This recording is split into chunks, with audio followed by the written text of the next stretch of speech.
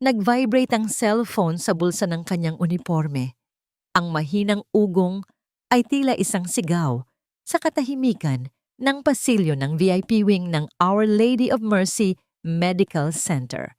Napahinto si Serena sa pagpupunas ng sahig. Ang amoy ng disinfectant at floor wax ay dumikit na sa kanyang balat. Ngunit sa sandaling iyon, tila mas naging matapang ang amoy. Tiningnan niya ang screen. Si Aling Nena, ang kanilang kapitbahay. Parang may bumara sa kanyang lalamunan. Agad niyang sinagot ang tawag at itinapat sa tainga. Ang puso niya'y biglang kumabog ng mabilis. Aling Nena, bakit po? Ang lola. Serena Hija. Humihingal ang boses sa kabilang linya. Inubo na naman ng malakas ang Lola Remedios mo. Ayaw tumigil. Nanghihina siya. Nanlamig ang mga kamay ni Serena. Ang hawak niyang pamunas ay tila naging 100 kilong bigat. Ang bawat salita ni Aling Nena ay parang karayom na tumutusok sa kanyang dibdib. Ang tanging pamilya niya, ang kanyang lakas, ang kanyang lola. Bigyan niyo po muna siya ng maligamgam na tubig. Pabalik na po ako. Pabalik na ako. Halos pabulong niyang sabi. Pinipigilan ang panginginig ng kanyang boses. Pagkababa ng tawag, napasandal siya sa malamig na pader. Ang malawak at makintab na pasilyo ay tila lumiit at umikot sa kanyang paningin. Kailangan niyang tapusin ang kanyang trabaho. Kailangan niya ng pera para sa gamot ni Lola. Para sa lahat. Habang pinipilit niyang kumalma, narinig niya ang bulungan ng 2 nurse na naglalakad palapit. Nasa room 808 na raw, ang VIP of all VIPs, sabi ng isa.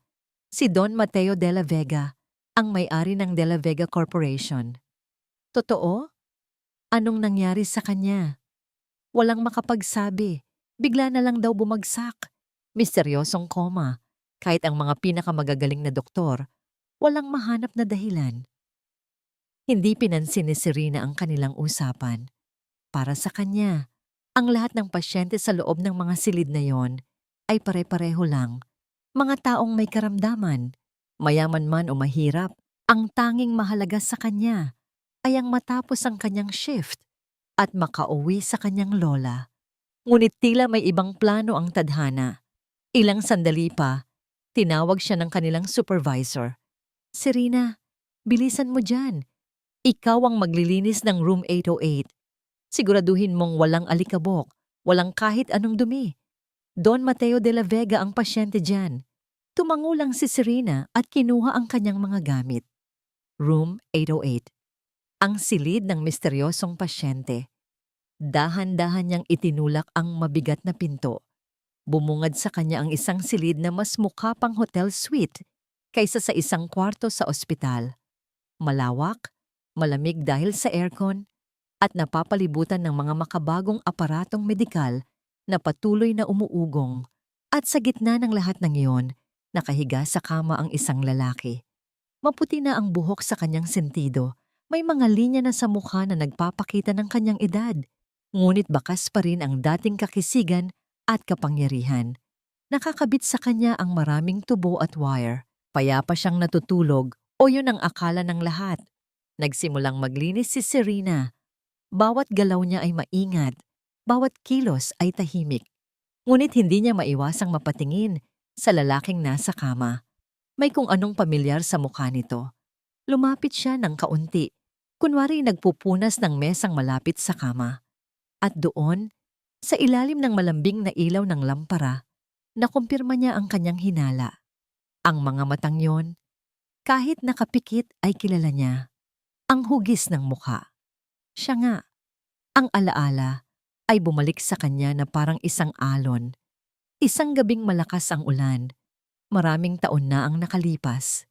Sira ang kanilang maliit na karito ng gulay.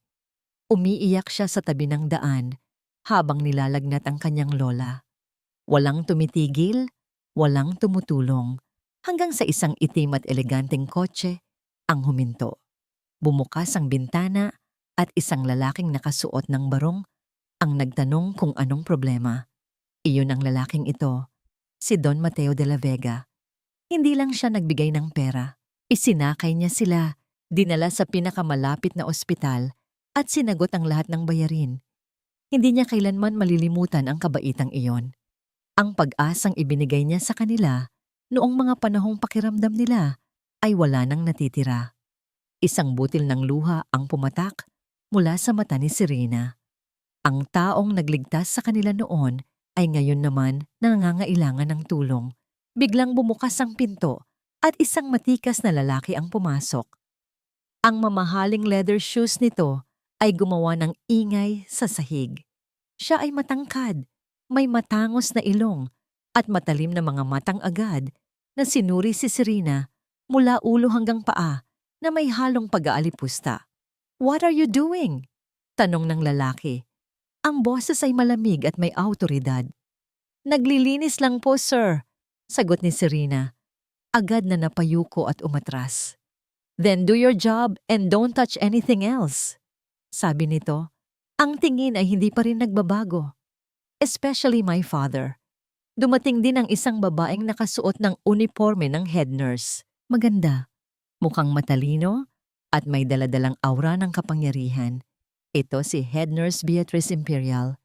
"Is everything okay here, Sir Gabriel?" Tanong nito.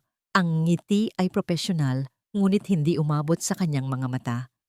"Just making sure the staff knows their place, Head Nurse," sagot ng lalaki.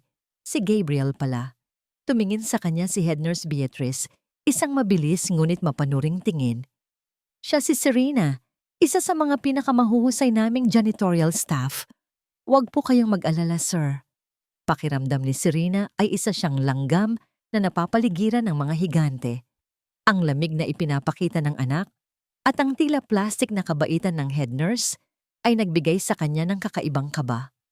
Nagpaalam siya at mabilis na tinapos ang kanyang gawain. Ang mga mata nila ay tila nakatutok sa bawat galaw niya.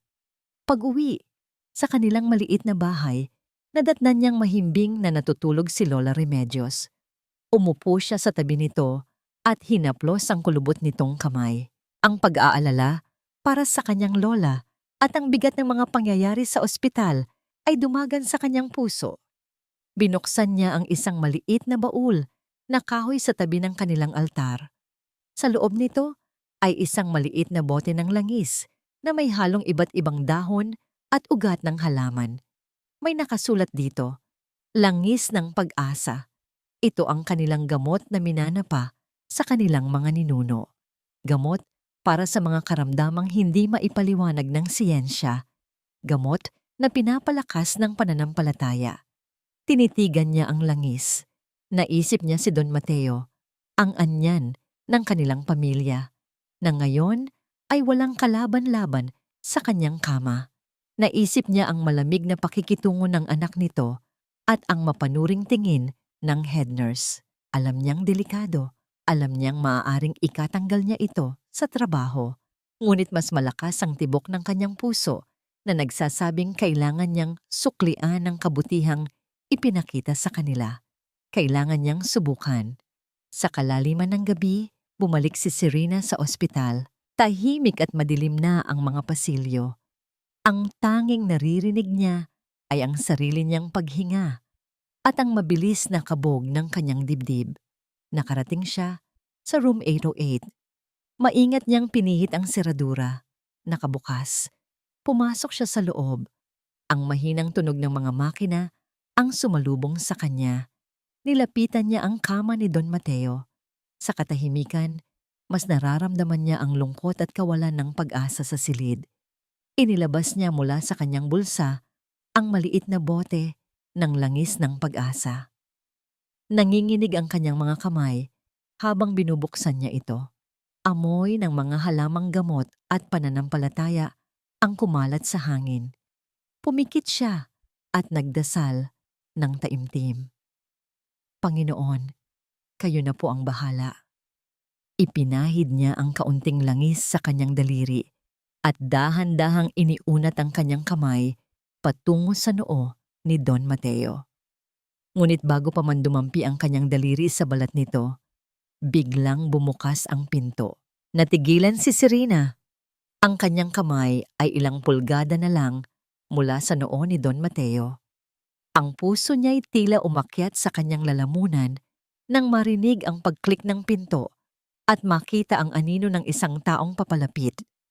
Mabilis pa sa 4:00, ibinaba niya ang kanyang kamay at mahigpit na ikinuyom ang maliit na bote ng langis sa kanyang palad. Itinago ito sa likod ng kanyang katawan. Nanatili siyang nakayuko, nagkukunwaring abala sa pag-aayos ng kumot sa paanan ng kama. Anong ginagawa mo rito sa ganitong oras? Ang boses ay malamig at pamilyar. Ang boses na nagpatayo ng balahibo niya kaninang umaga. Dahan-dahan siyang lumingon. Si Gabriel, nakatayo ito sa may pinto. Ang suot na mamahaling damit ay nagpapahiwatig na hindi ito galing sa ospital. Ang mga mata niya'y matalim, puno ng pagdududa, habang sinusuri ang bawat sulok ng madilim na silid at humihinto sa kakanya. "Sir," nanginginig ang boses ni Serena. "Pinapacheck lang po ng supervisor kung maayos ang lahat bago matapos ang shift ko. Baka raw po may naiwang basura o ano?" Isang palusot na sana'y kanyang paniwalaan. Naglakad si Gabriel palapit. Ang bawat hakbang ay tila isang dagundong sa dibdib ni Serena. Huminto ito sa tabi niya at tumingin hindi sa kanya, kundi sa kanyang ama. "I told you not to touch him." "Hindi ko po siya hinawakan, sir. Tinitingnan ko lang po kung komportable ang pagkakahiga niya." Mahinang sagot ni Serena, ang mga matay nakatutok sa sahig. Ramdam niya ang init ng bote sa kanyang palad. Isang maling galaw lang at mahuhuli siya. Tinitigan siya ni Gabriel ng matagal na para bang sinusubukang basahin ang kanyang isip. Sa wakas, tumalikod ito. "Umalis ka na. At sinisigurado ko sa'yo, this is your last warning. Sa susunod na makita pa kita rito, nang wala sa oras mo, sisiguraduhin kong hindi ka na makakatapak sa ospital na ito." Hindi na naghintay si Serena ng isa pang salita. "Opo, sir. Pasensya na po." Halos takbuhin niya ang daan palabas ng silid. Ang puso niya'y kumakaripas sa takot. Nang makalayo na siya, sumandal siya sa pader ng pasilyo at hinabol ang kanyang hininga. Muntik na. Pero sa kabila ng takot, hindi nawala ang determinasyon sa kanyang puso. Ang babala ni Gabriel ay nagsilbi panggatong sa kanyang pagnanais na tumulong. Sa mga sumunod na gabi, mas naging maingat si Serena. Hinihintay niya ang pinakatahimik na oras, ang sandaling ang mga nurse ay abala sa kanilang station at ang mga security guard ay nasa kabilang dulo ng pasilyo. Dahan-dahan siyang papasok, hindi na binubuksan ng ilaw. Ang tanging liwanag niya ay ang nagmumula sa mga monitor na nakakabit kay Don Mateo. Sa bawat gabi, ginagawa niya ang ritual. Magdarasal siya ng tahimik, hihilingin sa Diyos na gabayan ang kanyang mga kamay. Pagkatapos, ipapahid niya ang langis ng pag-asa sa noo, sentido at pulso ni Don Mateo. Habang ginagawa niya ito, nararamdaman niya ang isang bagay na hindi niya maipaliwanag. Isang mahinang enerhiya. Isang halos hindi maramdamang init na tila nanggagaling sa balat ng matanda na sumasagot sa kanyang dasal. Para bang may isang kaluluwang nakikinig sa kanya mula sa malalim na pagkakatulog. Nagbibigay ito sa kanya ng pag-asa. Isang hapon, habang naglilinis siya sa silid ni Don Mateo, sa oras na ng kanyang regular na shift, may napansin siyang kakaiba. Habang inaayos niya ang unan sa ilalim ng braso ng matanda, nakita niya ito. Isang bahagyang pamumula sa balat, malapit sa lugar kung saan nakasaksak ang tubo ng IV drip. Maliit lang ito, parang kagat ng langgam, pero sapat na para makuha ang kanyang atensyon. Sakto namang pumasok si Head Nurse Beatrice para i-check ang IV bag. "Ma'am," magalang na tawag ni Serena. "Head Nurse Bea, pasensya na po. Napansin ko lang po na parang may pantal si Sir Mateo sa braso niya." Lumapit si Beatrice. Ang mukha ay walang emosyon. Tiningnan niya ang braso ni Don Mateo nang wala pang 3 segundo. "Allergic reaction lang yan sa gamot. Normal yan," sabi nito. Ang boses ay matabang at tila naiinis pa sa abala. Bumalik ka na sa trabaho mo, Serena. Huwag kang mag-alala sa mga bagay na hindi mo sakop. Ang paraan ng pagsabi nito ay tila isang utos na may kasamang pagbabanta. May kung anong mali, sigaw ng isip ni Serena. Ngunit sino ba naman siya para questionin ang isang head nurse? Tumango na lang siya at umatras, ngunit ang imahe ng pantal ay nanatili sa kanyang isipan. Kinagabihan, bumalik siya para sa kanyang lihim na ritual. Mas matindi ang kanyang panalangin ngayon. Mas taimtim ang kanyang pakiusap. Gising na po kayo, Don Mateo. Bulong niya habang marahang minamasahe ang langis sa kamay nito. Marami pong nag-aalala sa inyo. Marami pong nangangailangan sa inyo. Kailangan niyo pong lumaban. Inilagay niya ang kanyang kamay sa ibabaw ng kamay ni Don Mateo. Ipinapasa ang lahat ng kanyang pag-asa at pananampalataya. Pumikit siya ng mariin. At nangyari ito. Isang bahagyang paggalaw na pamulat si Serena. Tiningnan niya ang kamay ni Don Mateo. Hindi siya sigurado sa una. Baka guni-guni lang niya. Ngunit pagkatapos, nangyari ulit. Ang hintuturo ng matanda ay kumibot. Isang maliit, halos hindi kapansin-pansing paggalaw. Ngunit para kay Serena, ito ay isang himala, isang milagro. Napasinghap siya at agad na tinakpan ang kanyang bibig. Ang tuwa at gulat ay naguunahan sa kanyang dibdib. Gumagana. Ang langis, ang mga dasal niya, gumagana. Gusto niyang sumigaw sa tuwa, pero pinigilan niya ang sarili. Puno ng panibagong pag-asa, mabilis ngunit maingat siyang lumabas ng silid. Ang ngiti ay hindi maalis sa kanyang mga labi. Kailangan niyang maging mas maingat ngayon. May pag-asa na. Pagkasara niya ng pinto. Hindi niya alam na may isa pang pares ng mga mata na nakamasid mula sa dilim ng pasilyo. Ilang sandali matapos siyang makaalis, ang pinto ng room 808 ay dahan-dahang bumukas ulit. Pumasok si Head Nurse Beatrice Imperial. Ang propesyonal na ngiti ay wala na sa kanyang mukha. Pinalitan ito ng isang malamig at mapanuring tingin. Naglakad siya papunta sa tabi ng kama. Hindi niya tiningnan ang pasyente. Ang kanyang mga mata ay nakatutok sa monitor ng vital signs. Napansin niya ang bahagyang pagbabago sa brainwave patterns. Isang maliit na spike. Hindi sapat para mag-trigger ng alarma. Ngunit sapat para mapansin ng isang sanay na mata. Isang naangiti. Isang namangiting nakakakilabot at puno ng kasamaan, ang dahan-dahang gumuhit sa kanyang mga labi. Mula sa bulsa ng kanyang puting uniforme, may dinukot siya. Isang maliit na hiringgilya, puno ng isang likidong walang kulay, na kumikinang sa liwanag na nagmumula sa monitor. May good news po ako sa inyo, Sir Gabriel. Napaangat ng tingin si Gab mula sa kanyang cellphone. Kanina pa siya nakaupo sa labas ng ICU. Binabasa ang walang katapusang mga email mula sa kumpanya. Bawat segundo na ginugugol niya sa ospital ay isang segundong nalalayo siya sa kanyang mga responsibilidad bilang CEO. Nakatayo sa harap niya si Dr. Alcaraz, ang head neurologist ng ospital. Hawak ang isang tablet. May ngiti sa labi ng doktor. Ngunit para kay Gab, isa lang itong pilit na pagpapakita ng optimismo na binabayaran niya. Anong good news? Tanong niya. Ang boses ay walang sigla. Nagkamali kayo at trangkaso lang pala ang sakit niya? Hindi natinag si Dr. Alcaraz sa kanyang sarkasmo. Hindi po, sir. Tiningnan namin ang pinakabagong EEG results ni Don Mateo. May mga di pangkaraniwan, pero positibong brainwave activity kaming nakikita. Very minimal. But it's there. It's something we haven't seen since he was admitted. Napakunot ang noo ni Gab. Anong ibig sabihin niyan? Gigising na ba siya?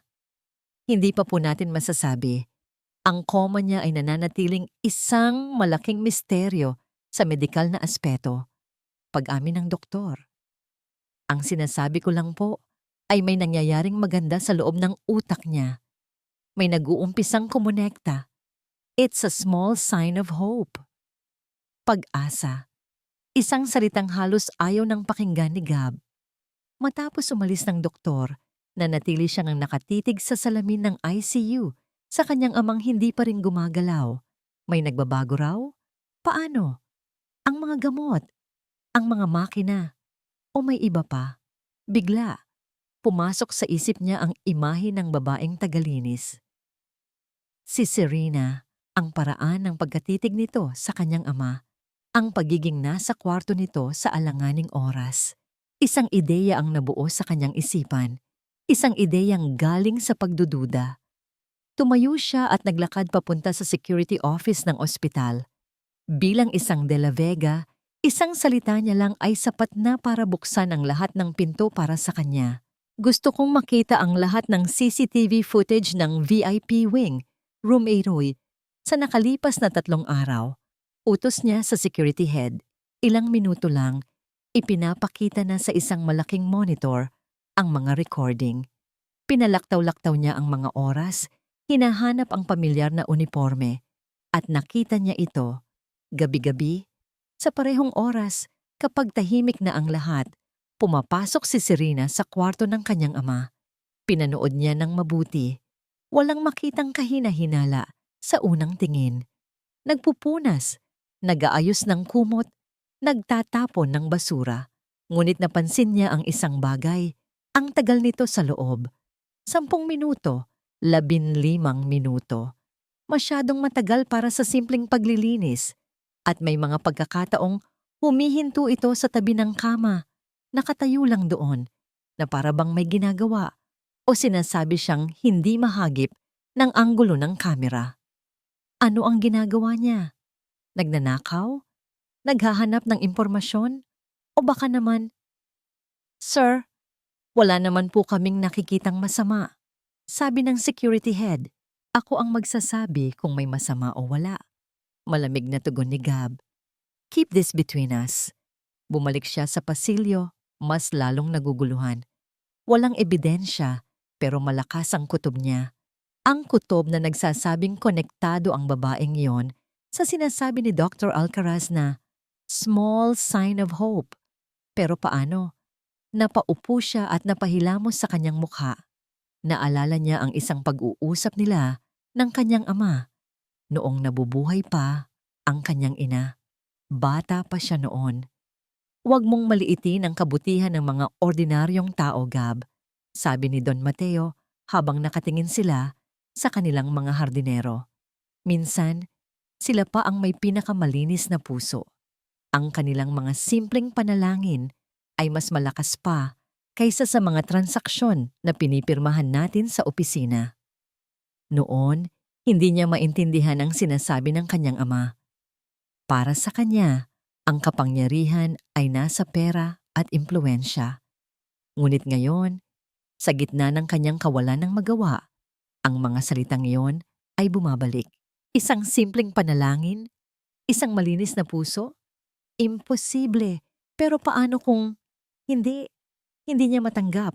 May iba pa itong motibo at aalamin niya kung ano iyon. Kinahapunan, nag-abang siya. Nagkunwari siyang may kausap sa cellphone sa dulo ng pasilyo, ngunit ang kanyang mga mata ay nakatuon sa room 808. Hinihintay niya ang pagdating ni Serena para sa regular nitong shift. Nang makita niyang lumabas ito mula sa silid ng kanyang ama, dala ang isang maliit na basurahan, sinundan niya ito ng tingin. Naglakad ito patungo sa isang mas tahimik at hindi gaanong ginagamit na service hallway. Ito na ang pagkakataon niya. Mabilis ang mga hakbang ni Gab. Ang tunog ng kanyang mamahaling sapatos ay umalingaw-ngaw sa makitid na pasilyo, dahilan para mapahinto at lumingon si Serena. Ang gulat at takot ay agad na gumuhit sa mukha ng babae. Sir Gabriel? Hindi siya nagsalita. Nagpatuloy siya sa paglakad hanggang sa halos 1 pulgada na lang ang pagitan nila. Itinukod niya ang isang kamay sa pader sa tabi ng ulo ni Serena. Ikinukulong ito. Nakita niya itong napalunok. Ang mga mata ay hindi mapakali. Let's cut the chase, sabi niya. Ang boses ay mahina, ngunit puno ng pagbabanta. Tinitigan niya ito ng diretso sa mga mata, sinusubukang basagin ang anumang depensang itinatayo nito. Ano ang ginagawa mo sa papa ko? Sir, naglilinis lang po ako. Huwag mo akong gawing tanga. Bahagyang tumaas ang kanyang boses. Nakita ko ang mga recording. Gabi-gabi. Nandoon ka sa kwarto niya. Masyadong matagal. Masyadong malapit. Ano ang ginagawa mo? Sabihin mo sa akin. Nanginginig ang mga labi ni Serena. Ang mga matay nagsisimula ng mamasa. Wala po. Wala po akong ginagawang masama, sir. Pero promise po. Ang takot sa mga mata nito ay tila totoo. Ngunit para kay Gab, maaari itong maging isang magaling na pag-arte. Idiniin pa niya ang kanyang sarili, palapit. Hindi ako naniniwala sa'yo. May ginagawa ka. May inilalagay ka ba sa kanya? May kinukuha ka. May plano ka ba? Magsalita ka. Sa tindi ng pagkabigla at takot, nabitawan ni Serena ang maliit na bag na daladala niya. Gumawa ito ng malakas na kalabog sa sahig. Ang laman nito ay kumalat. Isang suklay, isang maliit na pitaka, isang nakatuping panyo, at isang maliit na bote na gawa sa maitim na salamin. Gumulong ito sa makintab na sahig, dahan-dahan, na tila ba na sa isang slow motion na pelikula bago ito huminto. Mismong sa paanan ng sapatos ni Gabriel, yumuko siya para tingnan ito. May isang piraso ng papel na nakadikit dito na may sulat kamay na mga salita. Simple lang, pero para kay Gab, ito ang pinakakakaibang bagay na nakita niya sa buong buhay niya. Langis ng pag-asa. Nakatitig si Gabriel sa maliit na bote na nasa kanyang paanan. Ang mga salitang langis ng pag-asa ay tila nangungutya sa kanya. Isang katawa-tawang konsepto sa gitna ng malamig at siyentipikong mundo ng ospital. Dahan-dahan niyang dinampot ito. Ang salamin ay malamig sa kanyang palad. Inalog niya ito ng bahagya at tiningnan ang malapot na likido sa loob. Pag-asa? Tanong niya. Ang boses ay puno ng pangiinsulto. Binalik niya ang matalim na tingin kay Serena, na ngayon ay namumutla at nanginginig sa isang sulok. Ano to? Isang uri ng pangkukulam? Hinihintay mong maging palaka ang papa ko? Umiling si Serena. Ang mga luha ay sunod-sunod nang pumatak sa kanyang pisngi. Ang takot at pagkapahiya ay nagbigay daan sa desperasyong maipaliwanag ang sarili. Hindi po, sir. Hindi po sa ganon. Humihikbing sabi niya. Gamot po yan ng pamilya namin. Mana pa po sa lola ng lola ko. Gawa po sa mga dahon at ugat. Pinapalakas po ng dasal. Dasal? Isang mapaklang tawa ang kumawala sa bibig ni Gab. At naniniwala kang yan ang dahilan kung bakit may improvement sa kondisyon ng papa ko. Isang bote ng langis at kaunting dasal. Tumango si Serena. Kahit alam niyang imposible itong paniwalaan ng isang taong katulad niya. Utang ko po ang buhay ng lola ko sa papa ninyo, sir. Matagal na pong panahon. Tinulungan niya kami noong wala nang ibang tumulong. Gusto ko lang pong suklian ang kabutihan niya. Maniwala po kayo sa akin, sir. Wala po akong masamang intensyon. Parang awa niyo na po. Ang kanyang mga salita ay puno ng sinseridad. Ang kanyang mga hikbi ay totoo. Ngunit para kay Gabriel, nasanay sa mga taong may hidden agenda. Ito ay isa lamang magaling na pag-arte. O kung totoo man, ito ay kahibangan ng isang desperadong babae. Tinitigan niya ang bote, pagkatapos ay si Serena. May isang bahagi sa kanya na gustong isigaw sa mga gwardiya na kaladkarin ito palabas. Pero may isang bahagi rin na nag-aalangan ang mga salita ni Dr. Alcaraz tungkol sa di maipaliwanag na pagbabago.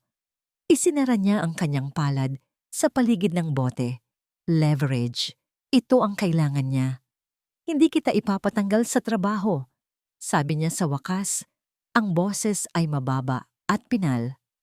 Pero sa isang kondisyon, itinago niya ang bote sa bulsa ng kanyang coat. Akin na to. At sumusumpa ako sa iyo, Serena. Sa oras na may mangyaring masama sa papa ko o sa oras na malaman kong nagsisinungaling ka, personal kong sisiguraduhin na hindi ka lang mawawala ng trabaho. Sisirain ko ang buong buhay mo. Hindi na naghintay ng sagot si Gab. Tinalikuran niya ito at naglakad paalis. Iniwan si Serena na nakasandal sa pader, umiiyak ng tahimik. Ang pakiramdam ay mas masahol pa kaysa kung siya'y sinibak sa trabaho. Kinuha nito hindi lang ang langis, kundi pati ang kanyang pag-asa. Lumipas ang mga araw. Si Serena ay nagtatrabaho na parang anino. Ang bawat galaw ay may kasamang takot. Iniwasan niya ang room 808 hanggat maaari at kung kailangan man niyang pumasok, ginagawa niya ito ng mabilis at hindi na lumalapit sa kama ni Don Mateo. Ang mga matang mapanuri ni Gabriel at ang malamig na presensya ni Head Nurse Bea ay palaging nasa paligid. Isang umaga, habang itinutulak niya ang kanyang cart ng panlinis, nakita niya si Head Nurse Bea na may kausap sa nurse's station. Tila may hinahanap ito sa isang patient chart. Nang makita siya ni Bea na papalapit, isang kakaibang ngiti ang sumilay sa labi nito, isang nangiting hindi abot sa kanyang mga mata. Mabilis nitong ibinalik ang chart sa isang trolley na puno ng mga folder. Walang kamalay-malay si Serena. Nagpatuloy siya sa kanyang gawain. Ngunit pagkalipas ng isang oras, isang malakas na boses ang tumawag sa kanyang pangalan. Serena Alcantara, pumunta ka rito. Ang supervisor niya, si Mrs. Reyes, ay galit na galit. Sa tabi nito ay si Head Nurse Bea. Ang mukha ay nagpapakita ng professional na pag-aalala, ngunit ang mga matay may ningning ng tagumpay. Alam mo ba ang ginawa mo? Sigaw ni Mrs. Reyes. Itong chart ni Mr. Tan sa room 802, nabasa ng tubig. At dahil sa'yo, muntik nang maibigay ng bagong nurse ang maling gamot sa kanya. Po? Naguguluhang tanong ni Serena. Pero wala po akong... Huwag ka nang magsinungaling! Putol ni Bea, ang boses ay matigas. Nakita kita kanina sa tapat ng trolley na to. At basa ang basahan mo. Siguradong natabig mo ito. Isang napakalaking kapabayaan, Serena. Paano kung namatay ang pasyente? Napatulala si Serena. Oo, dumaan siya sa trolley, pero sigurado siyang hindi niya ito nagalaw. Pero paano niya ipaglalaban ang sarili? Siya lang ang janitress, si Bea ang head nurse. Sorry po, hindi ko po sinasadya. Iyon na lang ang tanging lumabas sa kanyang bibig. Nakatanggap siya ng isang matinding sermon sa harap ng maraming tao. Isang formal written warning. Ang huling babala bago siya tuluyang tanggalin. Habang naglalakad siya paalis, ang mga bulungan at mapanghusgang tingin ay sumusunod sa kanya. Alam niya sa kanyang puso na hindi niya iyon kasalanan. Ipinahamak siya at alam niya kung sino ang may gawa. Ang insidenteng iyon ay nagpabago ng isang bagay sa loob ni Serena. Ang takot ay napalitan ng isang uri ng galit. Isang tahimik, ngunit nag-aapoy na galit. Hindi na siya pwedeng manatiling isang anino. Kailangan niyang malaman kung ano talaga ang nangyayari sa ospital na ito at kung bakit tila lahat ay konektado kay Don Mateo de la Vega. Sinimulan niya ang kanyang sariling munting investigasyon. Nagtanong-tanong siya sa mga mas matatagal ng empleyado tungkol kay Don Mateo, sa pamilya nito, sa mga kaaway nito, ngunit walang gustong magsalita. Masyadong makapangyarihan ang mga de la Vega. Isang hapon, bilang parusa sa kanyang kapabayaan, inutusan siya ni Mrs. Reyes na linisin ang lumang storage room sa basement. Isang lugar na puno ng alikabok, agyo, at mga gamit na dapat ay matagal nang itinapon. Habang siya'y nag-aayos ng mga lumang kahon, isang tumpok ng mga dyaryo mula sa nakaraang dekada ang natabig niya. Kumalat ang mga ito sa sahig, nagkalat ang mga tuyo at naninilaw na pahina. Napasimangot siya habang pinupulot ang mga ito isa-isa. Ngunit isang malaking headline ang kumuha ng kanyang atensyon. Ang pangalan ay pamilyar. De La Vega Corporation. Iniimbestigahan sa tragedya sa construction site. Biglang kumabog ang kanyang dibdib. Kinuha niya ang dyaryo. Ang petsa ay mahigit 15 taon na ang nakalipas. Binasa niya ang artikulo. Tungkol ito sa isang scaffolding na bumagsak sa isa sa mga pinakamalaking proyekto ng kumpanya. May mga namatay, may mga nasaktan. Ang kumpanya ay inakusahan ng paggamit ng substandard na materyales at kakulangan sa safety protocols. Ngunit sa huli ay naabswelto. Binabasa niya ang bawat salita. Ang puso niya'y bumibilis kahit hindi niya alam kung bakit. At sa dulo ng artikulo, may isang listahan. Ang listahan ng mga nasawi. Dahan-dahang gumapang ang kanyang mga mata sa mga pangalang nakalimbag, mga pangalang ordinaryo, mga pangalang may mga pamilyang naghihintay.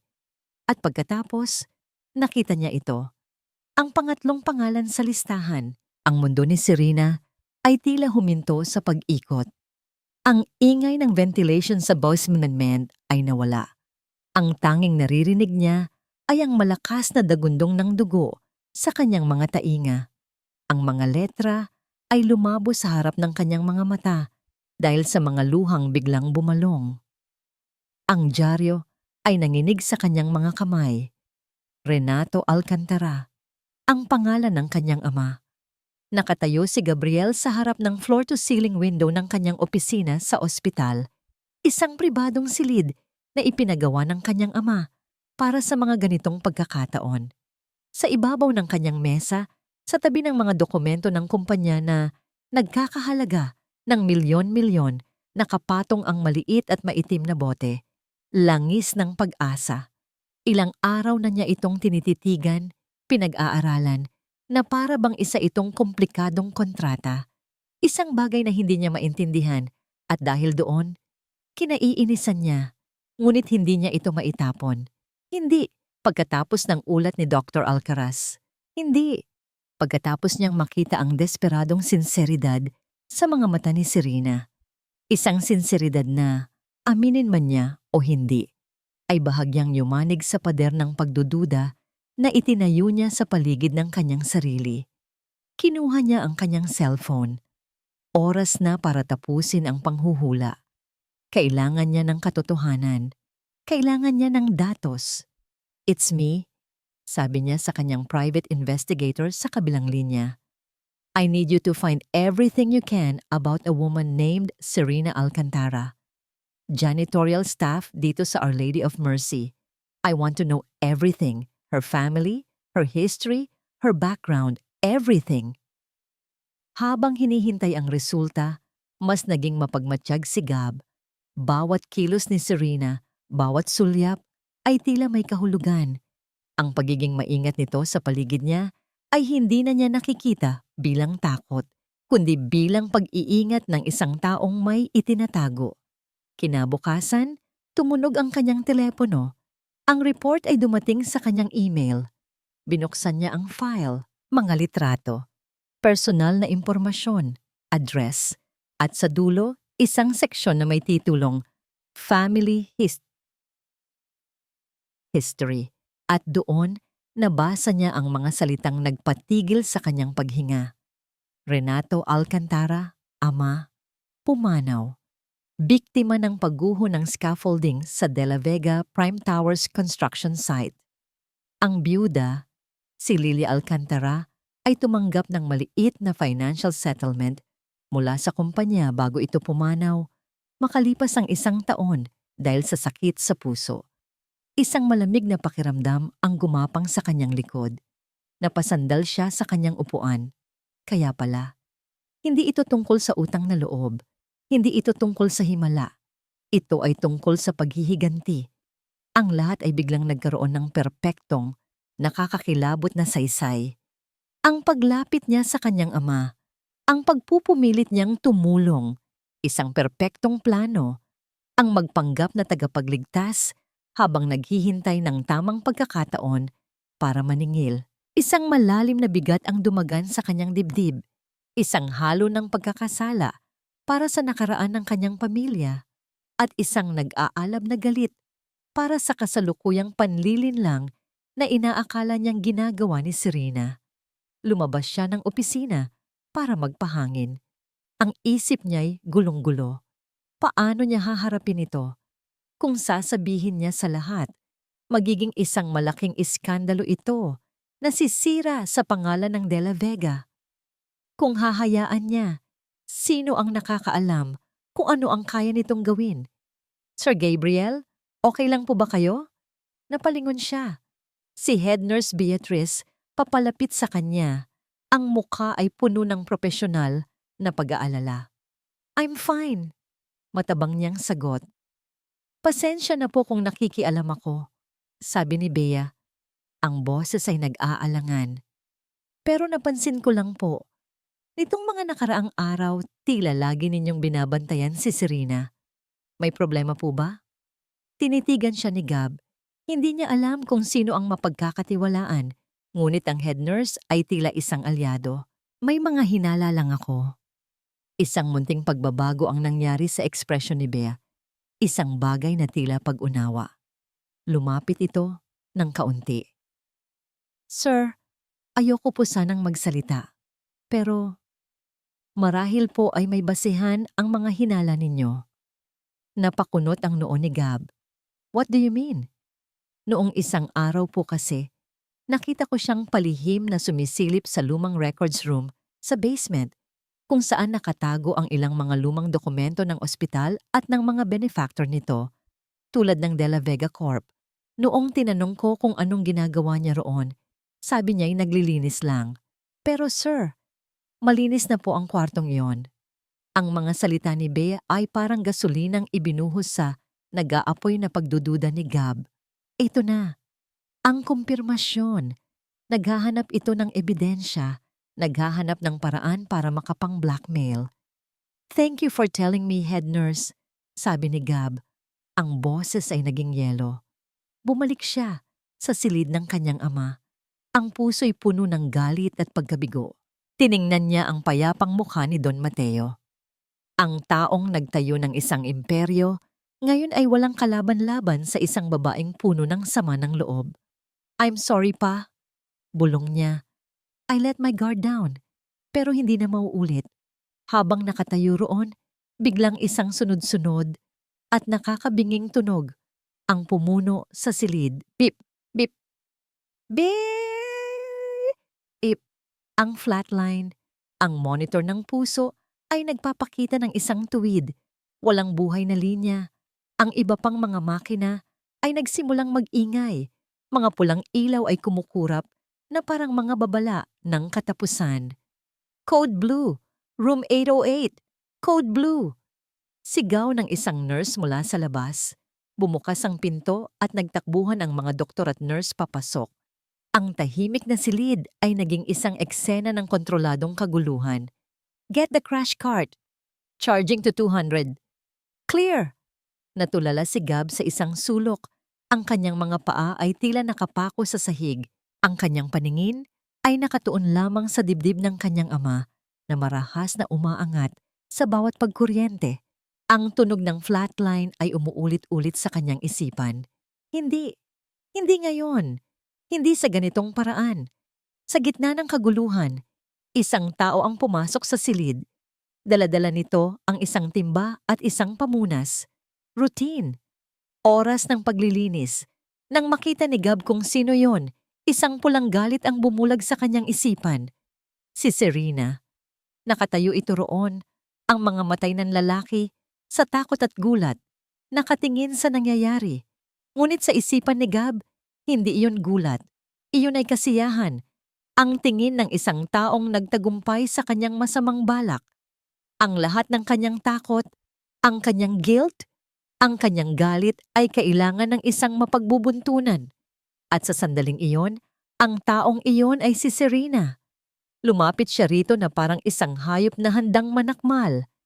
Hinawakan niya ito nang mahigpit sa braso. Ikaw! Sigaw niya, ang boses ay basag at puno ng sakit. Ikaw ang may gawa nito. Itinulak niya ito palabas ng silid. Ang takot sa mukha ni Serena ay hindi niya pinansin.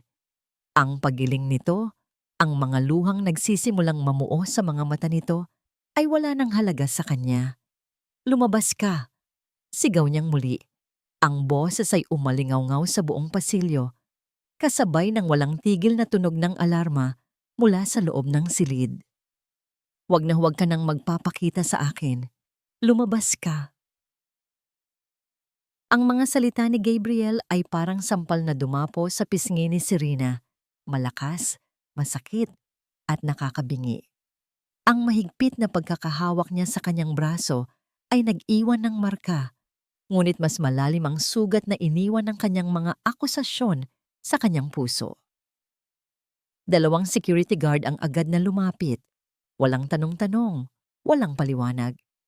Hinawakan nila siya sa magkabilang braso at kinaladkad palayo sa eksena. Palayo sa kaguluhan ng Room 808, palayo sa nag-aapoy na mga mata ni Gabriel. "Hindi po ako. Wala po akong kasalanan." Paulit-ulit niyang sinasabi. Ngunit ang kanyang boses ay nalulunod sa ingay ng Code Blue at sa malamig na katahimikan ng mga taong nakatingin sa kanya. Dinala siya sa security office. Pagkatapos, sa opisina ng HR. Ang mga salita ay mabilis at formal. Grave misconduct, potential threat to a patient, immediate suspension pending investigation. Hindi ka na pwedeng pumasok sa VIP wing, ni hindi ka na pwedeng lumapit sa pamilya De La Vega, sabi ng HR manager. Ang mga mata ay walang emosyon. "Hintayin mo na lang ang tawag namin." Lumabas si Serena sa ospital na parang isang multo. Ang sikat ng araw ay tila tumatagos sa kanya. Ang ingay ng mga sasakyan sa labas ay hindi niya marinig. Ang tanging naririnig niya ay ang paulit-ulit na sigaw ni Gabriel. "Ikaw ang may gawa nito." Pag-uwi niya sa kanilang maliit na bahay, sinalubong siya ng nag-aalalang mukha ni Lola Remedios. "Anak, anong nangyari? Bakit ang aga mo?" Sa sandaling iyon, bumigay na ang lahat ng kanyang pinipigilan. Niyakap niya ang kanyang lola at humagulgol ng walang tigil. Sa pagitan ng mga hikbi, ikinuwento niya ang lahat. Ang pag-akusa ni Gabriel, ang pagsuspinde sa kanya, ang kawalan ng katarungan. "Shh, apo. Tahan na." Alo ni Lola Remedios, hinahaplos ang kanyang buhok. Ngunit habang nagsasalita ito, bigla itong napahawak sa kanyang dibdib at umubo ng malakas. Ang pag-aalala para kay Serena ay tila nagpalala sa kanyang karamdaman. Ang makita ang kanyang lola na nahihirapan dahil sa kanya ay parang isang punyal na lalong sumaksak sa puso ni Serena. Pakiramdam niya, lahat ay bumabagsak. Ang kanyang trabaho, ang kanyang reputasyon, ang kalusugan ng kanyang lola. At sa gitna ng lahat, ang katotohanang ang lalaking nagligtas sa kanila noon ay maaaring mamatay anumang oras at siya ang sinisisi dito. All is lost. Ang pakiramdam na wala nang natitira. Kinagabihan, hindi siya mapakali. Hindi siya makatulog. Kailangan niyang malaman kung anong nangyari kay Don Mateo at kailangan niyang kunin ang mga gamit niya sa locker. Isang beses na lang. Pagkatapos nito, hindi na siya babalik. Sa ilalim ng dilim, bumalik siya sa ospital. Ginamit niya ang service entrance sa likod. Umaasang walang makakakita sa kanya. Ang bawat anino ay tila isang kaaway. Ang bawat tunog ay isang banta.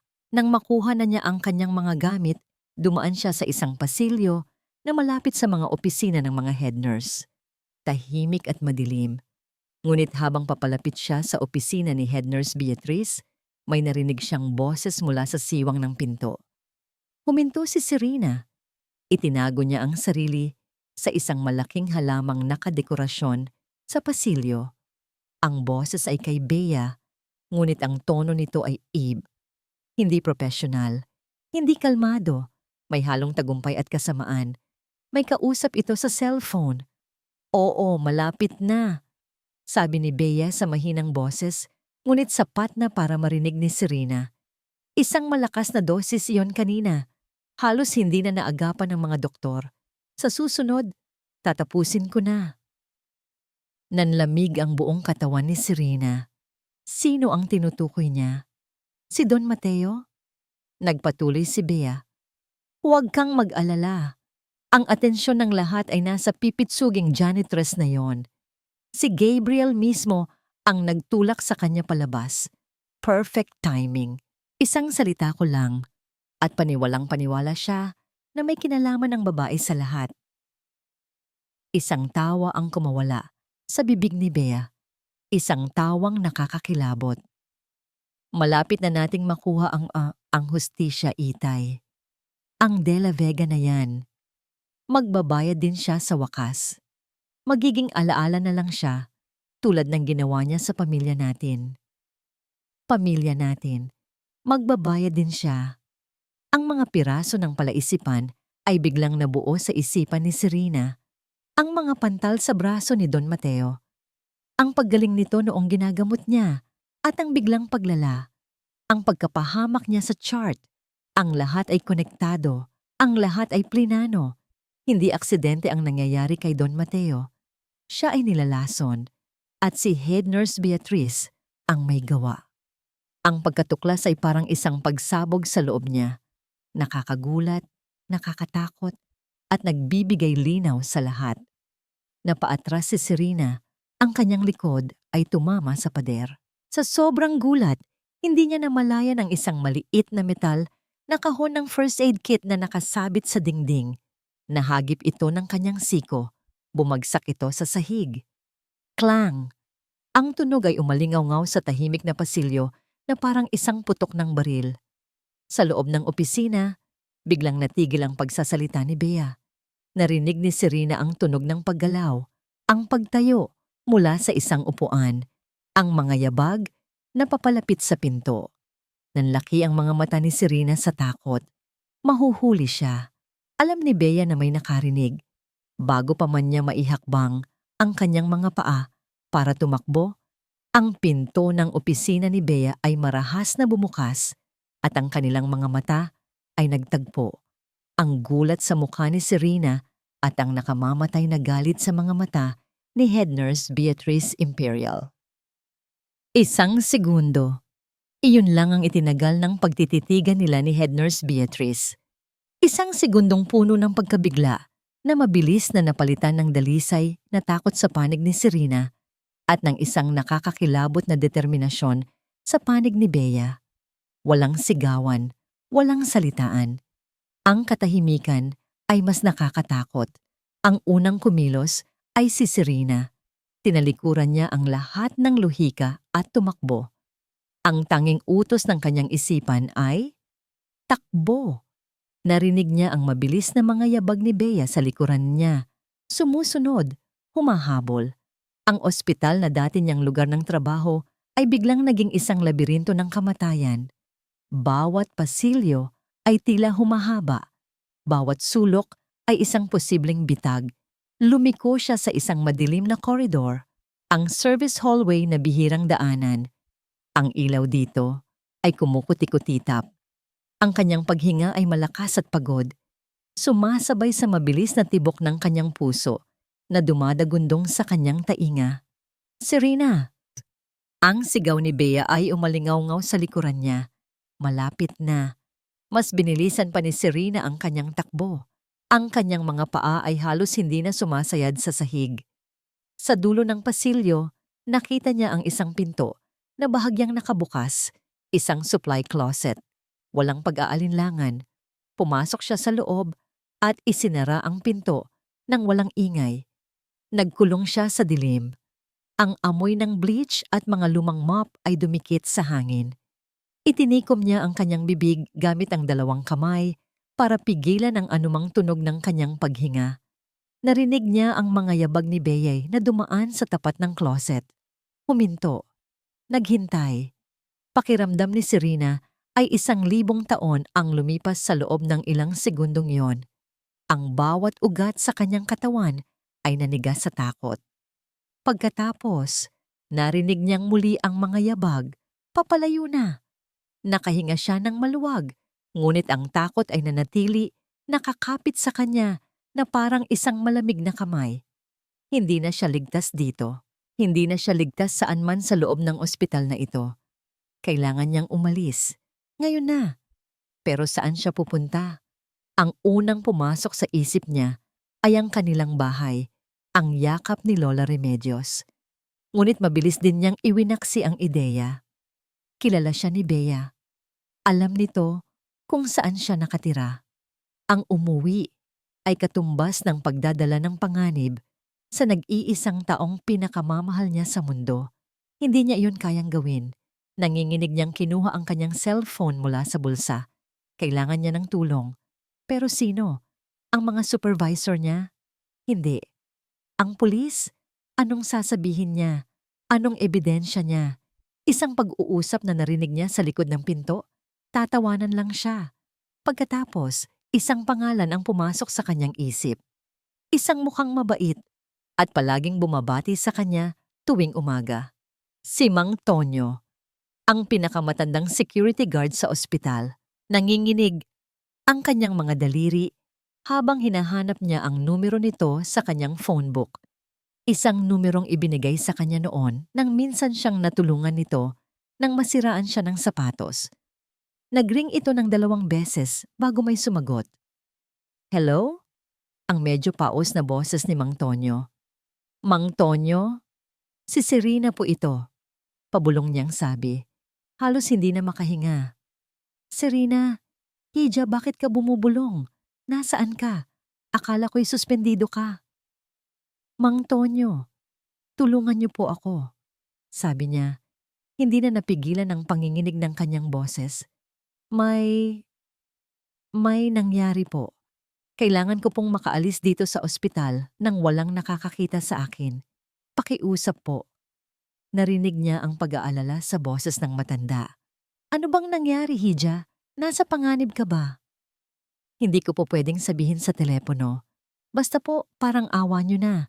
Tulungan niyo po akong makalabas. Isang sandali ng katahimikan. Pagkatapos, sige, huwag kang gagalaw dyan. Nasaan ka ba? Sinabi niya kung nasaan siya. Pagkalipas ng ilang minuto na tila isang kawalang hanggan, narinig niya ang 3 mahinang katok sa pinto. Ang secret code nila. Binuksan niya ang pinto at nakita ang nag-aalalang mukha ni Mang Tonyo. Halika na, bilis! Sabi ng matanda. Dito tayo sa likod dumaan. Ako na ang bahala sa logbook. Sinundan niya si Mang Tonyo sa mga pasilyong hindi niya alam na nag-e-exist pala. Mga daanan ng staff, mga madidilim na hagdanan, hanggang sa marating nila ang isang pinto sa likod ng kusina na patungo sa isang eskinita. Ang hangin ng gabi ay hindi kailanman naging ganito kasariwa sa kanya. Salamat po, Mang Tonyo. Maraming salamat po. Sabi niya, ang mga luha ay nagbabadyang tumulo muli. Mag-iingat ka, Hija. Sabi ng matanda, iniaabot sa kanya ang 200 piso mula sa kanyang pitaka. Hindi ko alam kung ano yung pinasok mo, pero mukhang malaki. Saan ka pupunta ngayon? Umiling lang si Serena. Hindi niya alam. May alam akong lugar na pwede mong pansamantalang pagtaguan, sabi ni Mang Tonyo. Isang maliit na simbahan sa may kanto ng stanmesa. Luma na yon at bihira ng puntahan ng tao. Kilala ko ang sakristan doon. Pwede kang manatili doon ngayong gabi. Walang ibang pagpipilian si Serena. Sumakay siya ng jeep, ang mukha'y nakatago sa likod ng kanyang buhok. Ang puso'y patuloy sa pagkabog. Ang simbahan ay tulad ng sinabi ni Mang Tonyo. Luma, tahimik, at tila nakahiwalay sa magulong mundo sa labas. Pinapasok siya ng sakristan at binigyan ng isang tasa ng mainit na tsa at isang piraso ng tinapay. Ipinakita sa kanya ang isang maliit na kwarto sa likod kung saan siya maaaring matulog. Nang maiwan na siyang mag-isa, hindi siya pumunta sa kwarto. Sa halip, naglakad siya papunta sa harap ng simbahan. Umupo siya sa isa sa mga antigong bangko sa ilalim ng malaking imahe ni Jesus na nakapako sa krus. Sa katahimikan ng simbahan, ang lahat ng ingay ay nasa loob ng kanyang isipan. Ang mukha ni Head Nurse Bea puno ng galit, ang mga akusasyon ni Gabriel, ang pag-ubo ng kanyang lola, ang pangalan ng kanyang ama. sa lumang dyaryo. Tumingala siya sa estatwa. Bakit? Tanong niya sa Diyos, sa katahimikan. Bakit kailangang mangyari ang lahat ng ito? Ang lalaking dahilan ng pagkasira ng pamilya niya, ang lalaking dahilan kung bakit siya lumaking mahirap at ulila, ay siya ngayong kailangan niyang iligtas. Mula sa kanino? Mula sa isa pang taong sinira rin nito ang buhay. Isang mapait na ngiti ang gumuhit sa kanyang labi. Nakakatawa ang tadhana. Sila ay mga biktima na naglalaban-laban, habang ang tunay na may kasalanan ay payapang nakahiga sa isang mamahaling kama sa ospital. Bakit ko siya ililigtas? Sigaw ng isang bahagi ng kanyang puso, ang bahaging puno ng galit at sakit. Hayaan ko siyang mamatay. Hayaan ko si Bea na makuha ang kanyang hustisya. Pareho lang naman sila. Pareho lang nilang sinira ang buhay ko. Ang mga salitang iyon ay umalingaw-ngaw sa kanyang isipan, puno ng lason. Ang galit na matagal na niyang kinimkim ay sumisigaw, humihingi ng katarungan. Ngunit may isa pang boses sa loob niya. Mas mahina, ngunit mas malinaw. Ang boses ng kanyang lola. Ang boses na nagturo sa kanya ng kahalagahan ng pagpapatawad at ng paggawa ng tama. Kahit gaano pa ito kahirap.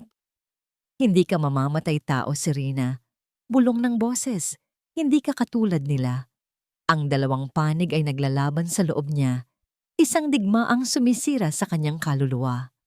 Ang paghihiganti laban sa konsensya. Ang nakaraan laban sa kasalukuyan. Napahilig siya sa bangko. Ang pagod at bigat ng lahat ay tila dumadagan sa kanyang mga balikat. Hinugot niya ang kanyang cellphone, ang tanging koneksyon niya, sa mundong kanyang tinakasan. May isang text message mula kay Aling Nena, puno ng mga tandang pananong, nag-aalala, kung nasaan na siya. Wala siyang lakas para sumagot. At pagkatapos, biglang nag-vibrate ang kanyang telepono. Isang tawag. Isang numerong hindi rehistrado sa kanyang contacts. Nag-atubili siya. Maaring si Bea ito, o ang opisina, o isang taong naghahanap sa kanya. Ang pinakaligtas na gawin ay, huwag itong sagutin. Hayaan na lang mag-ring hanggang sa tumigil. Ngunit may kung anong nagudyok sa kanya, isang kuryosidad, isang maliit na kislap ng pag-asang marahil ay hindi ito masama. Sa huling ring, nanginginig niyang pinindot ang answer button at itinapat ang telepono sa kanyang tainga. Hindi nagsasalita. Katahimikan sa kabilang linya. Naririnig lang niya ang bahagyang ingay ng hangin na para bang ang tumatawag ay nasa labas. Hello? Sabi niya sa wakas. Ang boses ay halos isang bulong. Isang malalim na paghinga ang narinig niya mula sa kabilang linya bago may nagsalita. Ang boses ay pamilyar, ngunit ang tono ay iba nga. Wala na ang lamig, wala na ang awtoridad. Napalitan ito ng isang bagay na hindi niya inaasahan. Pag-aatubili. At pagsisisi? Serena, sabi ng boses. Ang puso ni Serena ay tila huminto sa pagtibok. Si Gabriel. Serena, kailangan nating mag-usap. Isang sandaling paghinto. Alam ko na ang lahat. Matapos ang kaguluhan, matapos kaladkarin palabas si Serena, at matapos stabilize ang mga doktor ang kondisyon ni Don Mateo, isang nakabibinging katahimikan ang bumalot sa room 808. Naiwan si Gabriel na mag-isa, nakatayo sa tabi ng kama, nakikinig sa ritmikong tunog ng life support machine. Buhay pa ang kanyang ama. Ngunit ang salitang stable ay parang isang kasinungalingan. Nakita niya ang pag-aalala sa mga mata ni Dr. Alcaraz. Narinig niya ang mga bulungan ng mga nurse. Unexplained cardiac event. No clear trigger. Ang galit na naramdaman niya kanina ay unti-unting napalitan ng isang malamig na pag-aalinlangan. Kung si Serena nga ang may gawa, paano? Wala itong access sa mga gamot. Wala itong medical knowledge. At higit sa lahat, ang himalang paggalaw ng daliri ng kanyang ama ay nagsimula noong mga panahong palihim itong pumapasok sa silid. Ngayon, bigla na lang itong bumagsak. May mali. May isang piraso ng puzzle na hindi tama ang pwesto. Napatingin siya sa IV drip na nakakabit sa braso ng kanyang ama. Ang malinaw na likido na dumadaloy dito ang dapat sanang nagbibigay buhay dito. Napatingin din siya sa mesang pinaglalagyan ng mga gamit. Isang lugar na laging inaayos ni Serena. Isang ideya, isang desperadong ideya ang nabuo sa kanyang isipan.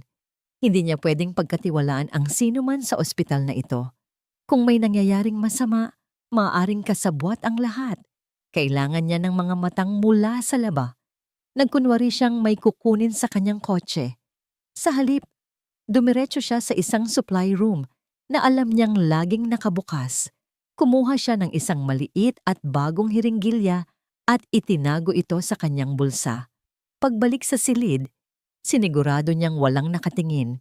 Mabilis niyang kinuha ang isang maliit na sample ng likido mula sa IV bag, maingat na isinilid ang hiringgilya sa isang malinis na plastic at itinago ito sa loob ng kanyang coat. Isang tawag lang sa kanyang pinagkakatiwalaang private laboratory ang kinailangan. I need this tested immediately for any non-medical substances, anumang lason. I want the results within hours. I don't care how much it costs. Habang hinihintay ang mga resulta, hindi siya mapakali. Kailangan niya ng isa pang ebidensya. Naalala niya ang sinabi ni Head Nurse Beatrice na nakita nito si Serena sa records room. Isang perpektong kasinungalingan para ilayo ang atensyon sa tunay na salarin. Gamit ang kanyang autoridad, madali niyang nakuha ang digital access sa medical chart ng kanyang ama. Kinopya niya ang lahat ng records ng gamot at dosage mula sa nakalipas na linggo sa isang secure na USB drive. Pagkatapos, nilapitan niya si Head Nurse Bea sa nurses station. Ginamit niya ang lahat ng kanyang abilidad para magmukhang isang nag-aalalang anak na walang alam. Head Nurse, sabi niya, sinisiguradong may lungkot sa kanyang boses. Pwede po bang magtanong? Medyo naguguluhan lang po ako. Yung gamot po na potassium chloride sa IV drip ni Papa, normal po ba na tinaasan ninyo ang dosage kaninang umaga? Nag-angat ng tingin si Bea. Ang muka ay puno ng pakikiramay. Opo. Sir Gabriel, verbal order po iyon ni Dr. Alcaraz kanina nung nag-round siya para raw po i-regulate ang pintig ng puso ni Don Mateo. Ang sagot ay mabilis, makinis, at puno ng kumpiyansa. At sa sandaling iyon, alam na ni Gab.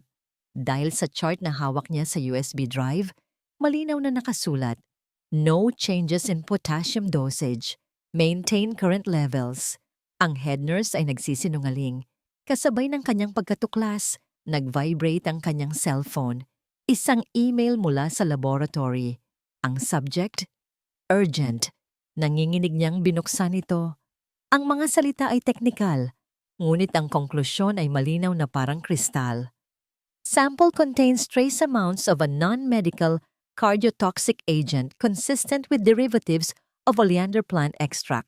Slow-acting, designed to induce cardiac arrest over prolonged exposure. Lason. Ang bigat ng katotohanan ay parang isang pader na bumagsak sa kanya. Ang kanyang ama ay dahan-dahang nilalason. At ang taong may gawa nito ay ang taong pinagkatiwalaan niya. At ang babaeng inakusahan niya, ang babaeng ipinakaladkad niya palabas na parang isang kriminal, ay inosente. Isang nakakasukang alon ng pagsisisi ang bumalot sa kanya.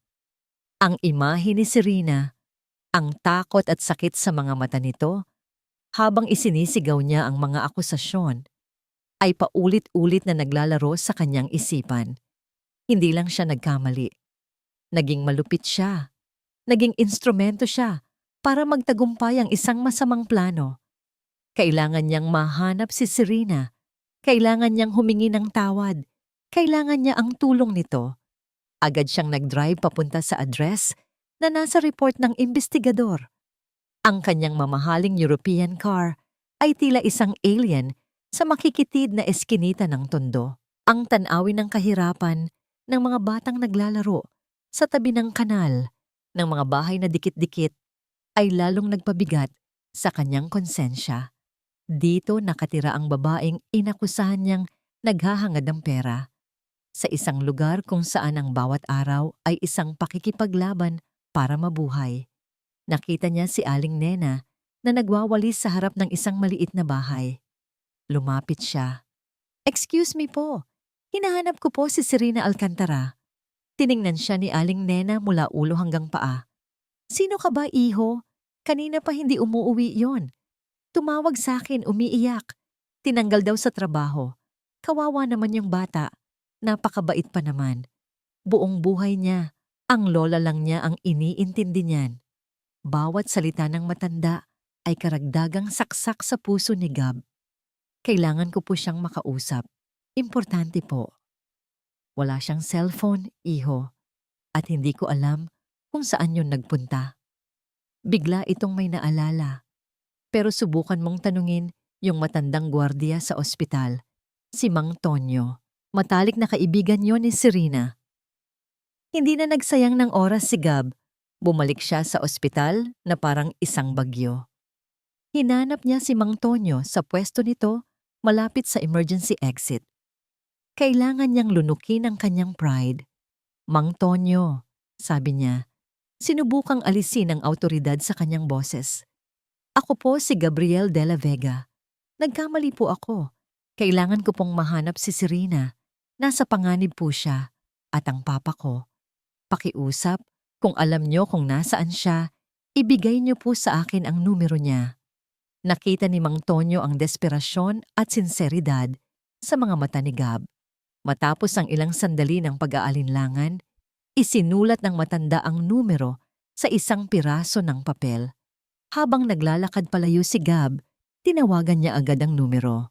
Bawat ring ay parang isang paghampas sa kanyang dibdib. "Sagutin mo. Pakiusap. Sagutin mo." Nang sa wakas ay may sumagot, isang mahinang hello. Nakahinga siya nang maluwag. "Serena," sabi niya. Ang lahat ng pagsisisi ay naririnig sa kanyang boses. "Kailangan nating mag-usap. Alam ko na ang lahat." Narinig niya ang pagkabigla sa hininga nito. Pagkatapos ng ilang sandali ng katahimikan, sinabi nito kung nasaan siya. Isang lumang simbahan sa Stamesa. "Huwag kang aalis dyan. Papunta na ako," sabi niya, at agad na pinatakbo ang kanyang sasakyan. Tinatahak ang mga kalsada ng Maynila na tila ba hinahabol siya ng kamatayan. Malayo pa lang, natanaw na niya ang lumang kampanaryo ng simbahan sa ilalim ng dilim ng gabi. Bumabagyo sa loob ng kanyang dibdib, ang kagustuhang humingi ng tawad, ang pangangailangang iligtas ang kanyang ama, ang takot na baka huli na ang lahat.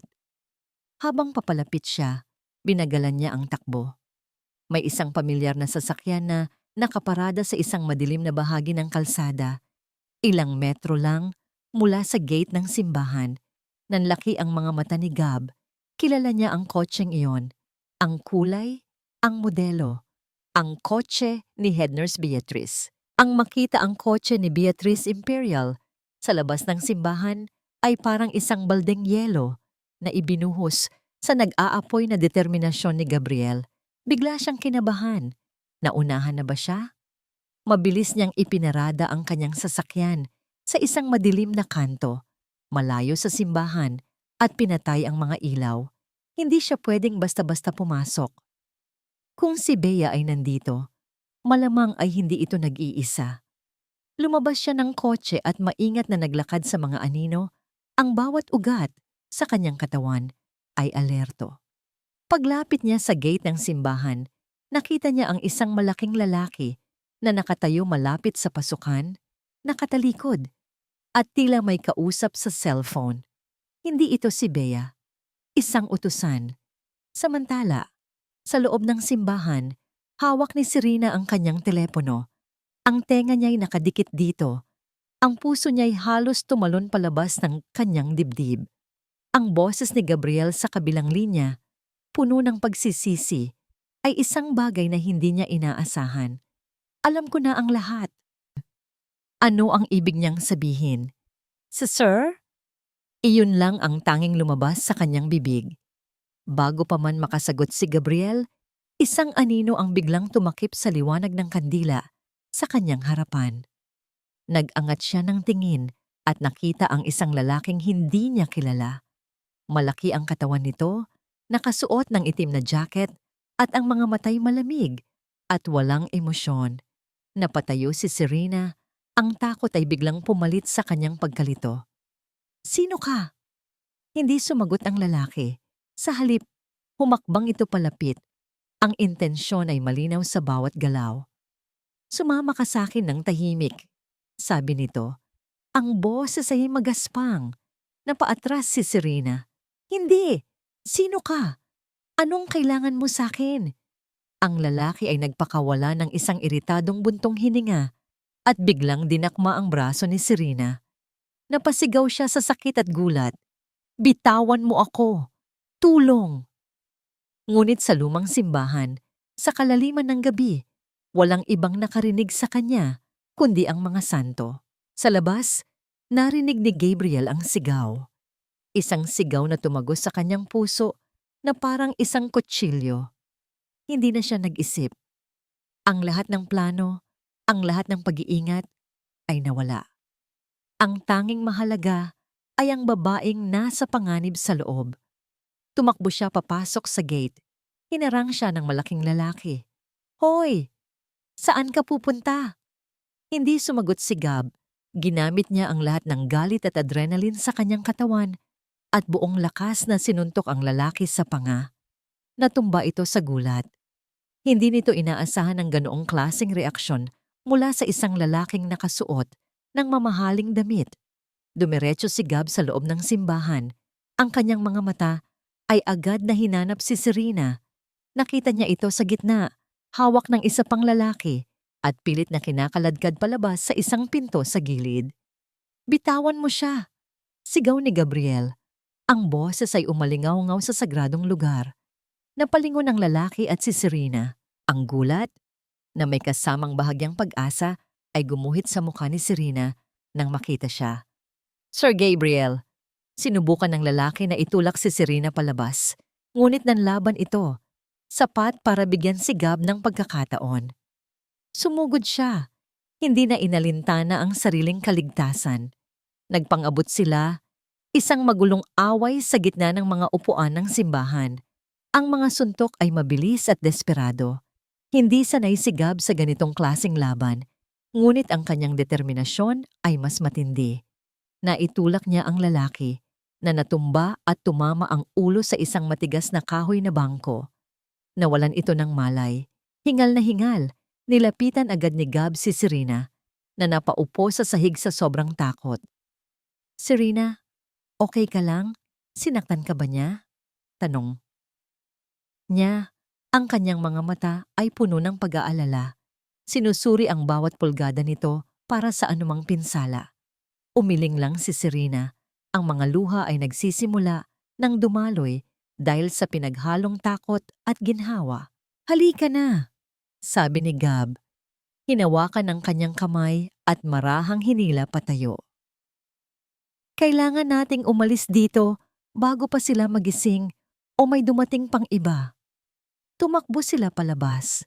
Dumaan sa lalaking una niyang sinuntok na ngayon ay unti-unti nang bumabangon. Hindi na sila lumingon pa. Sumakay sila sa kotse ni Gab at mabilis niyang pinaandar ito. Ang mga gulong ay umiskit sa kalsada. Nang makalayo na sila, isang mabigat na katahimikan ang namayani sa loob ng sasakyan. Ang tanging maririnig ay ang kanilang mga paghinga at ang tunog ng makina. Itinigil ni Gab ang kotse sa isang tahimik at madilim na lugar malapit sa ilog. Pinatay niya ang makina. Sa wakas, humarap siya kay Serena. Ang babaeng ilang oras lang ang nakalipas ay kanyang ipinahiya at pinalayas. Ngayon ay katabi niya, ligtas dahil sa kanya. "Serena," simula niya, ang boses ay basag at puno ng bigat. "I'm sorry." Tumingin sa kanya si Serena, ang mga matay nagtatanong. "I'm so sorry," ulit niya, mas taimtim ngayon. "Nagkamali ako. Nabulag ako ng galit at pagdududa. Alam ko na ang lahat. Alam ko na ang tungkol sa lason. Alam kong si Head Nurse Bea ang may gawa ng lahat at alam kong inosente ka. Patawarin mo ako. Ang bawat salita ay tila isang malaking bato na inalis mula sa kanyang dibdib. Sa unang pagkakataon, nakita ni Serena ang tunay na Gabriel de la Vega, hindi ang aroganteng CEO, kundi isang anak na nasasaktan at natatakot, isang taong nagkamali at handang aminin ito. Ang galit na nararamdaman ni Serena para sa kanya ay unti-unting natunaw, napalitan ng isang emosyong hindi niya maintindihan. Alam ko rin ang tungkol sa pamilya mo. Mahinang dugtong ni Gab, hindi makatingin ng diretsyo. Ang tungkol sa papa mo, wala akong masabi, kundi, I'm sorry. Sa halip na sumbatan, isang hikbi ang kumawala kay Serena. At doon, sa loob ng sasakyan, sa gitna ng dilim, ikinuwento niya ang lahat. Ang kanyang pagkatuklas sa lumang dyaryo, ang kanyang narinig sa opisina ni Bea, ang kanyang takot. At nakinig si Gab, nakinig siya hindi bilang isang amo, kundi bilang isang karamay. Nang matapos si Serena, ibinaling naman ni Gab ang kwento. Ikinuwento niya ang tungkol sa kanyang ina, kung paano ito namatay sa sakit, at kung paano naging abala ang kanyang ama sa pagpapalago ng kumpanya para takasan ang sarili nitong kalungkutan. Ikinuwento niya ang pader na namagitan sa kanila, ang pader na ngayon niya lang sinusubukang gibain. Sa gabing iyon, sa loob ng sasakyan, 2 taong mula sa magkaibang mundo ang nagbahagi ng kanilang mga sugat, mga takot at mga lihim. Ang pride at pagdududa ay nawala. Ang tanging naiwan ay ang 2 taong pinag-isa ng isang karaniwang kalaban at ng isang hindi inaasahang pag-unawa. Kailangan nating pigilan si Bea, sabi ni Serena sa wakas. Ang boses ay meron ng bagong determinasyon. Kailangan nating iligtas ang papa mo. Hindi natin kailangang gawin yan, Serena. Kasalanan ko to. Ako ang haharap sa kanya, sabi ni Gab. Ang protective instinct niya ay lumalabas. Umiling si Serena. Tumingin siya ng diretso sa mga mata ni Gab. Hindi. Magkasama tayo dito. May alam ako na hindi mo alam. Kinuha niya ang kanyang bag. Ang langis ng pag-asa, hindi lang ito basta langis, Gab. Ito ay simbolo ng pananampalataya. At sa ngayon, ito lang ang pag-asa natin. Tinitigan ni Gab si Serena. Ang kanyang tapang, ang kanyang pagpapatawad, ang kanyang hindi matitinag na pananampalataya. Sa sandaling iyon, hindi na isang hamak na janitress ang nakikita niya. Nakikita niya ang isang babaeng mas malakas pa kaysa sa kanya. Okay, sabi ni Gab.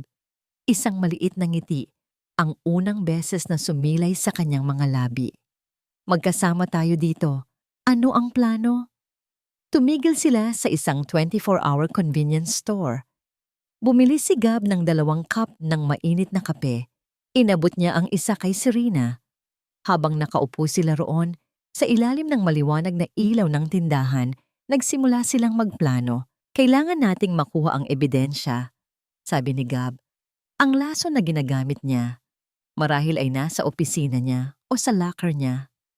Masyadong delikado, sagot ni Serena.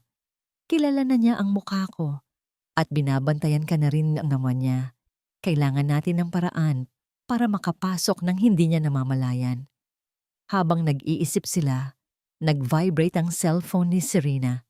Isang text message mula kay Mang Tonyo.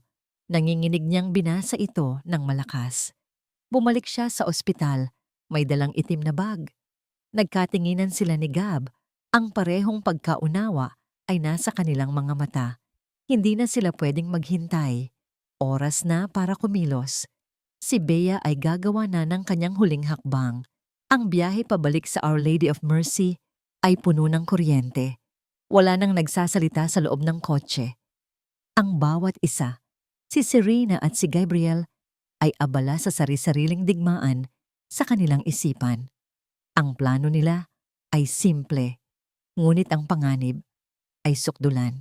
Isang maling galaw, isang maling tingin, at ang lahat ay maaaring maging isang trahedya. Sigurado ka ba rito, Serena? Tanong ni Gabriel sa huling pagkakataon nang huminto sila sa isang madilim na eskinita sa likod ng ospital.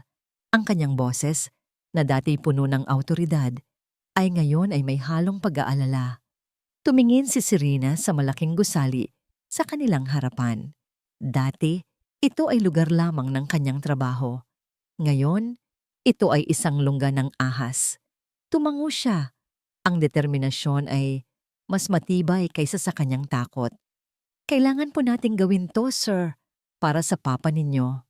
Gab na lang, sabi nito. Isang maliit at pilit na ngiti ang sumilay sa kanyang labi. At kapag tapos na to, ako naman ang may utang na loob sa'yo. Lumabas sila ng kotse. Ang plano ay nagsimula na. Naglakad si Gabriel patungo sa main entrance. Ang kanyang anyo ay puno ng kumpiyansa ng isang CEO na handang magalit. Si Serena naman ay dumiretso sa service entrance, ang daan ng kabisado niya na parang sarili niyang palad. Pagpasok niya, narinig niya ang simula ng komosyon. Ang malakas at galit na boses ni Gabriel ay umalingaw-ngaw mula sa lobby. What do you mean you can't find it?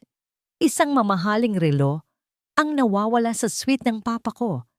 I want to talk to your head of security now. Lock down this entire floor. Ang diversion, gumagana. Habang ang atensyon ng mga gwardiya at ilang staff ay natuon sa galit na si Gabriel, si Serena ay mabilis na gumalaw sa mga anino. Ang bawat pasilyo ay pamilyar, ngunit ang bawat sulok ay tila may bagong panganib. Ang puso niya ay dumadagundong sa kanyang dibdib. Ang bawat yabag niya ay maingat at pinag-isipan. Nakarating siya sa VIP wing.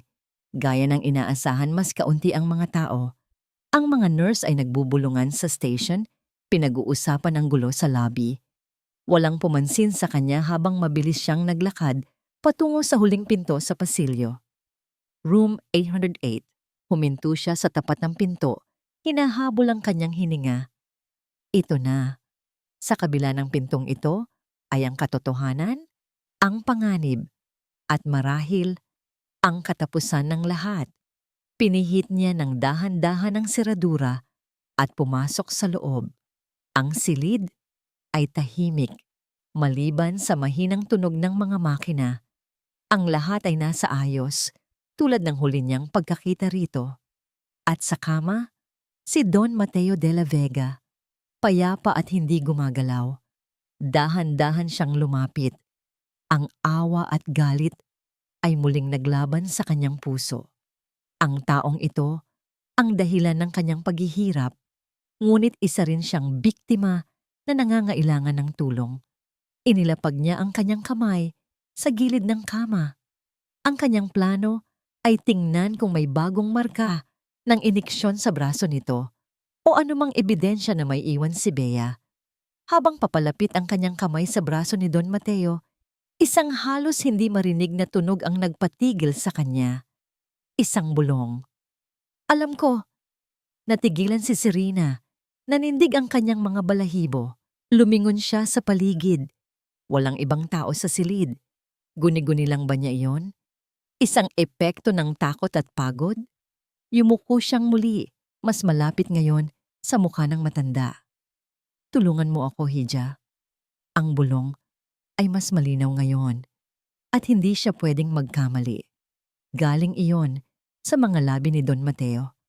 Sa isang iglap, bumukas ang mga mata ng matandang lalaki. Napaatras si Serena, napahawak sa kanyang bibig para pigilan ang isang sigaw. Ang mga mata ni Don Mateo, hindi ito malabo o wala sa sarili. Ito ay matalas, alerto, at puno ng isang emosyong hindi niya mabasa. Huwag kang matakot, sabi ni Don Mateo. Ang boses ay mahina at medyo paos dahil sa matagal na hindi paggamit, ngunit malinaw. Gising na ako. Ilang araw na. Napatulala si Serena. Ang kanyang isipan ay hindi kayang iproseso ang nangyayari. Gising? Pero paano? Narinig ko ang mga dasal mo. Pagpapatuloy ng matanda. Naramdaman ko ang langis mo. Sila ang gumising sa akin. Ngunit nang magising ako, narinig ko rin ang mga plano niya. Ni Beatrice, ang kanyang mga bulong kapag akala niya'y tulog ako. Ang kanyang mga pag-uusap sa telepono. Ang lahat ng tanong ni Serena ay nasagot sa isang iglap. Kaya nagkunwari akong tulog pa rin. Sabi ni Don Mateo, isang bahid ng dating tapang ang bumalik sa kanyang boses. Naghihintay ako. Naghihintay ng tamang pagkakataon para hulihin siya. At sa tingin ko, ang gabing ito na yon. Kailangan ko ang tulong mo. Itinuro ng mga mata ni Don Mateo ang isang flower arrangement sa mesa sa tabi ng bintana.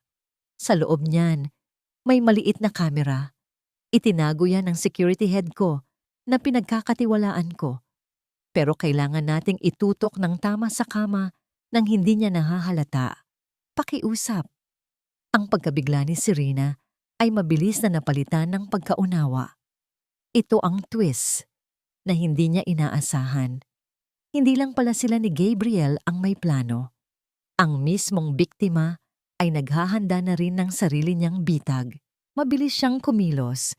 Kinuha niya ang flower arrangement at maingat na inayos ito. Sinisiguradong ang maliit na lente ng kamera ay direktang nakatutok sa kama. Sa lugar kung saan tatayo si Bea. Okay na po. Bulong niya. Salamat, sabi ni Don Mateo. At muling ipinikit ang kanyang mga mata. Ang kanyang paghinga ay bumalik sa pagiging mabagal at regular. Muli siyang naging isang pasyenteng comatose. Kasabay noon, narinig ni Serena ang mga yabag sa pasilyo. Papalapit. Mabilis at may determinasyon. Si Bea. Walang oras para mag-isip. Ang tanging lugar na pwede niyang pagtaguan ay ang makapal na kurtina sa tabi ng bintana. Mabilis siyang pumasok sa likod nito. Itinago ang sarili sa dilim. Ang puso niya'y halos bumasag sa kanyang dibdib. Sumilip siya sa isang maliit na siwang. Ang pinto ng room 808 ay dahan-dahang bumukas. Pumasok si Head Nurse Beatrice Imperial. Dala niya ang isang itim na bag. Ang kanyang mukha ay kalmado. Ang kanyang mga galaw ay tiyak. Isinara niya ang pinto sa likuran niya at nilock ito mula sa loob. Naglakad siya papunta sa tabi ng kama. Binuksan niya ang kanyang bag at inilabas ang isang pamilyar na bagay. Ang hiringgilya, puno ng likidong walang kulay. Tinitigan ni Bea ang mukha ni Don Mateo. Isang malamig na ngiti ang dahan-dahang gumuhit sa kanyang mga labi. Itinaas niya ang hiringgilya, handa nang iturok ito sa Eveline. Oras na para magpaalam, Don Mateo. Ang hangin sa loob ng room 808 ay tila nanigas. Mula sa kanyang pinagtataguan sa likod ng kurtina, nakikita ni Serena ang bawat detalye. Ang malamig na kislap ng karayom sa ilalim ng ilaw, ang mapanuyang nangiti sa mga labi ni Beatrice, ang payapang mukha ni Don Mateo na anumang oras ay maaaring tuluyan ng maging isang malamig na bangkay. Ang puso niya ay tumitibok ng napakabilis na para bang gusto nitong kumawala sa kanyang dibdib. Itinaas ni Beatrice ang hiringgilya. Ang dulo nito ay ilang sentimetro na lang mula sa IV port sa braso ni Don Mateo. Ang kanyang mga mata ay nagliliyab sa tagumpay. Ito na ang katapusan ng kanyang matagal na paghihintay. Ngunit bago pa man niya maitulak ang lason, isang kamay ang biglang humawak ng mahigpit sa kanyang pulso. Isang kamay na dapat sana'y walang lakas. Isang kamay na dapat sana'y walang buhay. Nanlaki ang mga mata ni Beatrice sa gulat. Napatingin siya sa kamay at pagkatapos ay sa mukha ng lalaking nakahiga sa kama. Dahan-dahang iminulat ni Don Mateo ang kanyang mga mata. At sa pagkakataong ito, wala nang pagkukunwari. Ang mga mata niya'y puno ng galit, ng bigat, at ng kapangyarihan. Hindi mo na kailangang magtago, Beatrice. Sabi ni Don Mateo, ang boses ay mahina ngunit matatag na para bang isang kulog sa nakabibinging katahimikan. Nabitawan ni Beatrice ang hiringgilya. Tumalsik ito sa sahig, gumulong, at huminto malapit sa paanan ng kama. Ang kanyang mukha, na kanina'y puno ng kumpiyansa, ay ngayon ay nababalutan ng purong pagkagulat at hindi makapaniwalang takot. Gagising ka? Nauutal niyang sabi. Papaanong gising na ako para marinig ang lahat ng kasinungalingan mo? Sagot ni Don Mateo. Para malaman ang lahat ng plano mo. Kasabay ng kanyang mga salita, isang malakas na kalabog ang narinig mula sa pinto. Bang! Bumukas ang pinto. Pumasok si Gabriel, kasunod ang dalawang malalaking security guard ng ospital at si Dr. Alcaraz na ang muka ay puno ng pagkabigla. It's over, Bay, sabi ni Gabriel.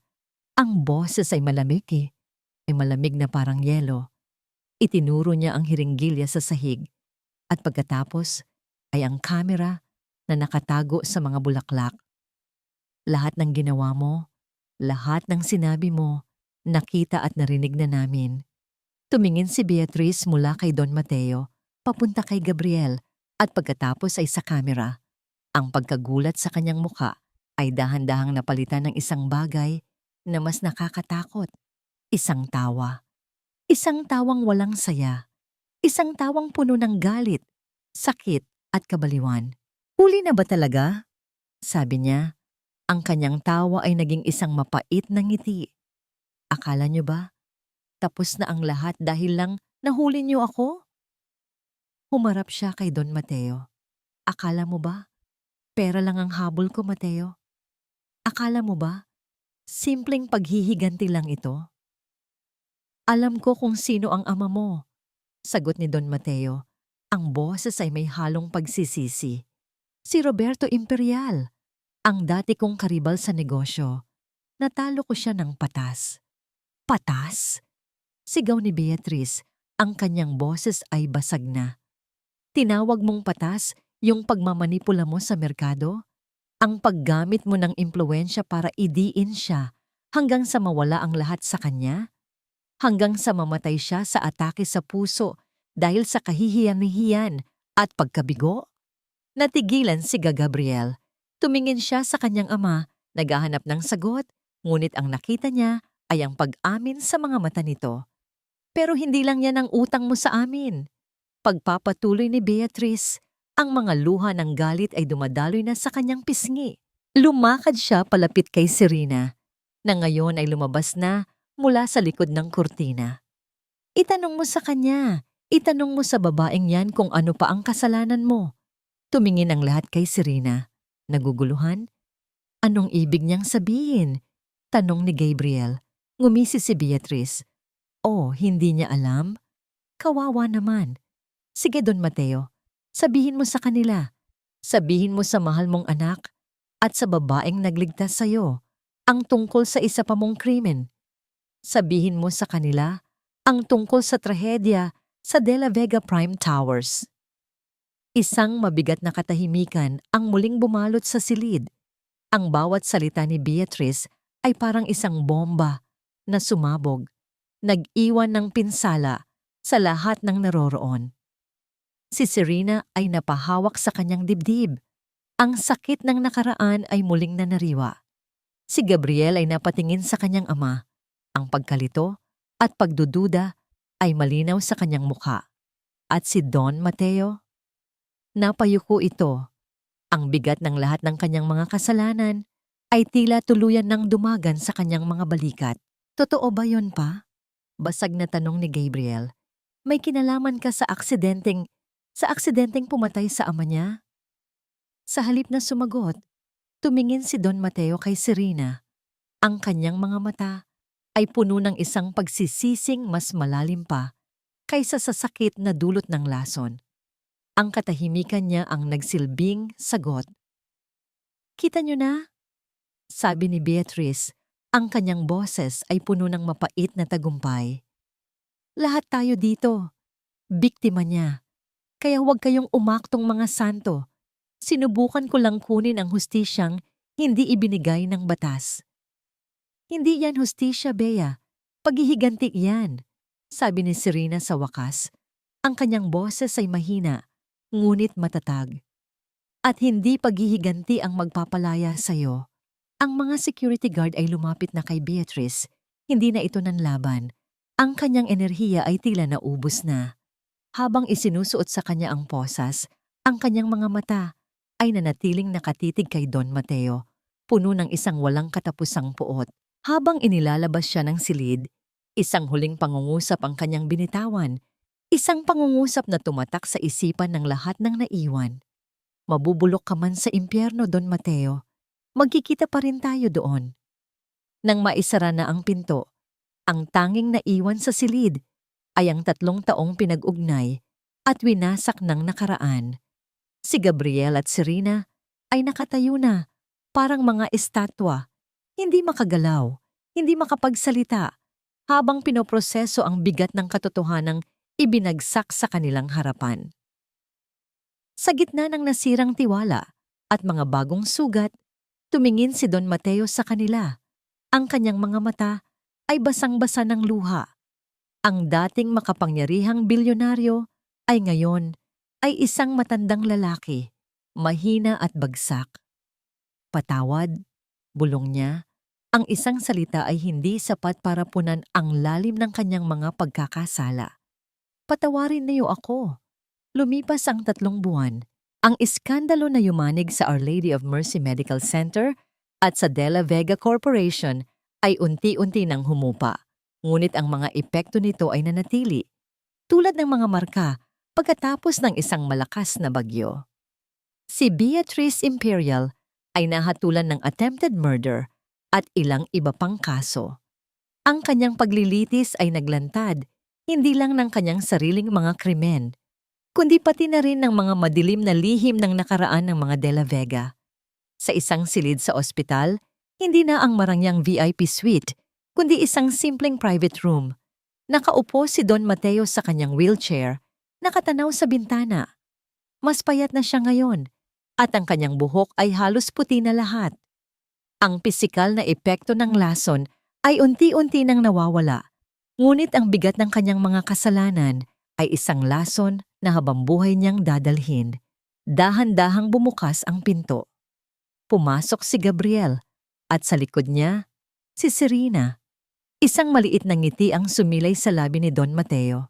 Sa loob ng 3 buwan, ang pagdalaw ng dalawang ito ang naging tanging liwanag sa kanyang unti-unting dumidilim na mundo. Papa, bati ni Gabriel. Serena, hiha, sabi ng matanda. Lumapit si Serena. Sa kanyang kamay, dala niya ang pamilyar na bote ng langis. Para po sa mga binti ninyo. Sabi po ng doktor, makakatulong ito sa pananakit. Kinuha ni Don Mateo ang kamay ni Serena at marahan itong pinisil. Ang langis na ito, hindi lang ito sa katawan gumagana. Sabi niya, ang mga matay nagsisimulang mamasa. Salamat, Serena. Salamat sa pagbibigay mo sa akin ng pangalawang pagkakataon, kahit hindi ko ito deserve. Umiling si Serena, isang matamis, ngunit may bahid ng lungkot ng ngiti ang nasa kanyang labi. Lahat po tayo ay deserving ng pangalawang pagkakataon, Don Mateo. Ang mahalaga po ay kung ano ang gagawin natin dito. Ang pagpapatawad ni Serena ay hindi naging madali. Ito ay isang proseso, isang mahabang pag-uusap sa kanyang sarili, sa kanyang lola at sa Diyos. Ngunit sa huli, nanaig ang paniniwalang itinuro sa kanya na ang pagpapatawad ay hindi para sa taong nagkasala, kundi para sa sariling kapayapaan. May desisyon na ako, sabi ni Don Mateo. Ibinaling ang tingin kay Gabriel. Haharapin ko ang lahat. Aaminin ko ang pagkukulang ng kumpanya sa nangyaring aksidente. Alam kong may legal implications ito, pero handa ako. Hinawakan ni Gabriel ang balikat ng kanyang ama. Hindi ka nag-iisa dito, pa. Magkasama tayo dito. Ang pader na namagitan sa kanila sa loob ng maraming taon ay tuluyan ng gumuho. Sa gitna ng trahedya, sa wakas ay natagpuan nila ang isa't isa. At may isa pa, sabi ni Don Mateo. Kinuha ang isang folder sa kanyang tabi. Ibebenta ko ang karamihan sa mga shares ko sa kumpanya. At ang perang malilikom, gagamitin ko para magtayo ng isang foundation. Binuksan niya ang folder. Sa harap, nakasulat ang pangalan, Alcantara de la Vega Foundation for Workplace Accident Victims and Their Families. Napasinghap si Serena, ang kanyang mga mata ay nanlaki. Ito ang paraan ko para humingi ng tawad, hindi lang sa pamilya mo, kundi sa lahat ng pamilyang naapektuhan ng aking kapabayaan, sabi ni Don Mateo. Ang boses ay basag.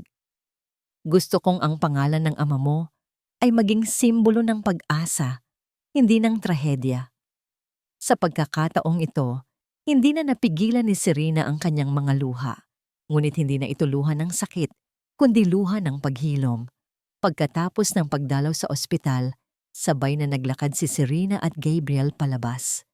Ang dating awkward na katahimikan sa pagitan nila ay napalitan na ng isang komportableng presensya.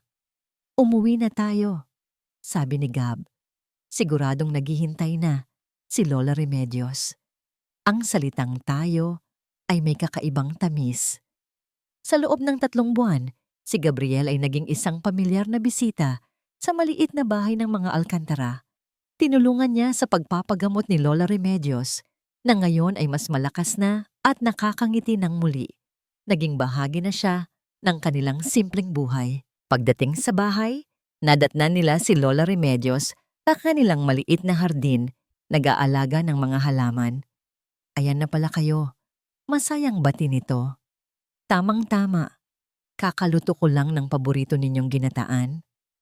Habang kumakain sila sa maliit na mesa, ang tawanan at kwentuhan ay simple at totoo.